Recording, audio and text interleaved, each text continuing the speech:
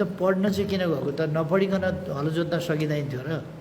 यत्रो खर्च, कति खर्च भयो भन्छन्। अब यति खर्च भयो, 25 वर्षको भएँ, यति बेरसम्म मेरो खर्च पनि खेर गयो, उमेर पनि खेर गयो। अनि हलै जोत्न आइस् त? भडा कुद्या थिइस् त? कलेज के भनेर, विश्वविद्यालय भनेर कुद्या थिइस्, के भयो त भनेर मलाई सोध्छन्। के जवाब दिने त? त्यसो भएर मलाई बाँच्न पुग्ने खालको चाहिँ नि एउटा जागिर चाहियो,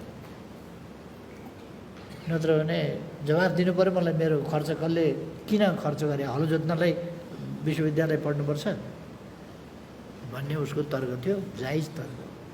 अब मसँग त जागिर थिएन, मैले दिने कुरा भएन।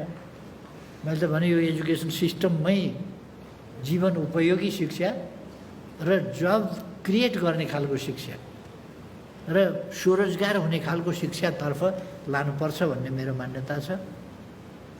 तर सकिया छैन, गर्दै जानुपर्छ बाबु भने। गर्दै जानुहुन्छ, ठिक छ।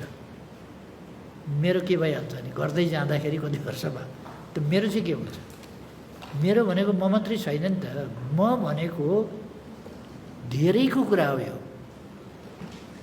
अर्थात् यो एउटा एक्जाम्पल हो। यो भाँडाको भातको एउटा सिता हो। त्यो सिता छामेपछि सबै सिता त्यस्तै त्यस्तै छ भन्ने कुरा थाहा हुन्छ। भनेपछि हाम्रो एजुकेसन सिस्टमको उसले दर्दनाक एउटा कुरा सुनाउँथ्यो।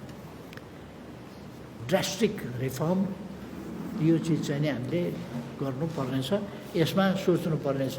यही शिक्षा क्षेत्रका मान्छेले नै सोच्ने हो, जो अत्यन्त एक्सपिरियन्स छन्, जो युनिभर्सिटी चलाइराखेका छन्, युनिभर्सिटीमा काम गरिराखेका छन् र विभिन्न एजुकेसनल इन्स्टिट्युटमा काम गरिराखेका छन्।